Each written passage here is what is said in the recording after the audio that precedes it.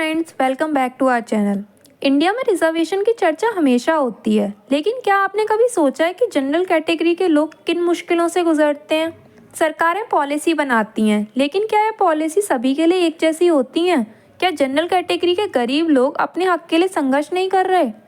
आज हम आपको बताएंगे कि इंडिया में जनरल कैटेगरी को किन परेशानियों का सामना करना पड़ता है, वो भी डाटा और सच्ची कहानियों के साथ। तो इस वीडियो को एंड तक ज़रूर देखें और अगर आप सहमत हों तो इसे शेयर ज़रूर करें।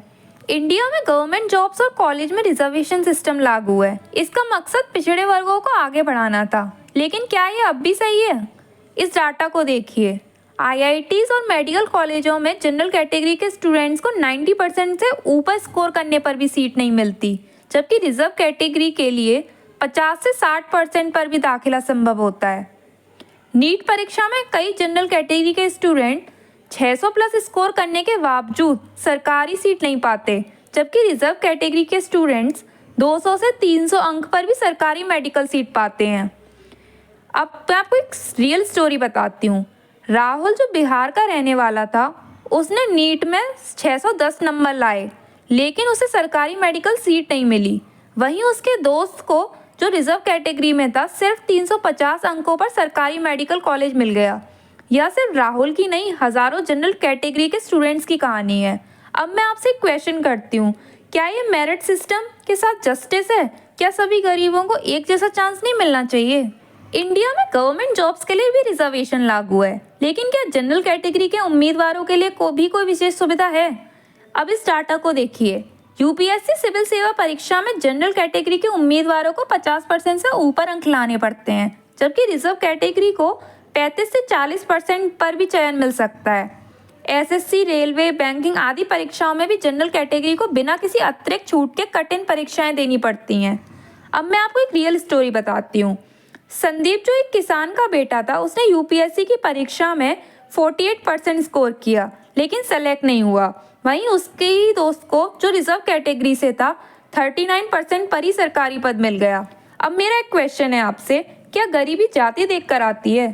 क्या एक गरीब जनरल कैटेगरी के व्यक्ति को मदद नहीं मिलनी चाहिए? सरकार ने 2019 में जनरल कैटेगरी के आर्थिक रूप से कमजोर लोगों के लिए 10% रिजर्वेशन लागू किया, लेकिन क्या इतना काफ़ी था? अब इस डाटा को देखिए। SC/ST को 50% से ज़्यादा रिजर्वेशन, OBC को 27% और जनरल कैटेगरी के गरीबों को सिर्फ 10%। रिजर्व कैटेगरी को फीस में छूट मिली, स्कॉलरशिप, सरकारी मदद मिलती है, लेकिन EWS को कोई विशेष सुविधा नहीं। अब मैं आपको एक रियल स्टोरी बताती हूँ। सुधीर जो एक गरीब ब्राह्मण परिवार से था, उसके पिता मजदूरी करते थे।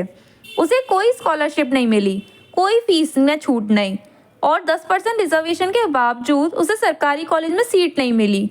अब मेरा एक क्वेश्चन है, क्या रिजर्वेशन की जगह आर्थिक सहायता को आधार नहीं बनाना चाहिए?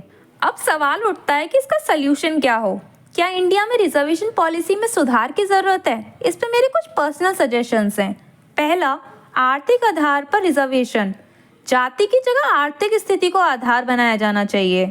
सेकंड, रिजर्वेशन की सीमा तय हो, 50% से ज़्यादा रिजर्वेशन ना हो, ताकि जनरल कैटेगरी को भी मौका मिले। तीसरा, सभी को समान अवसर मिले। स्कॉलरशिप, गवर्नमेंट फैसिलिटीज सभी गरीबों को मिले, चाहे वो किसी भी जाति के क्यों ना हो। चौथा, मेरिट आधारित चयन। नौकरियों और शिक्षा में मुख्य रूप से प्रतिभा को आधार बनाया जाना चाहिए। अब मेरा एक क्वेश्चन है, क्या आपको लगता है कि सरकार को इन सुधारों पर विचार करना चाहिए? अपने थॉट्स हमें कमेंट्स में बताइए।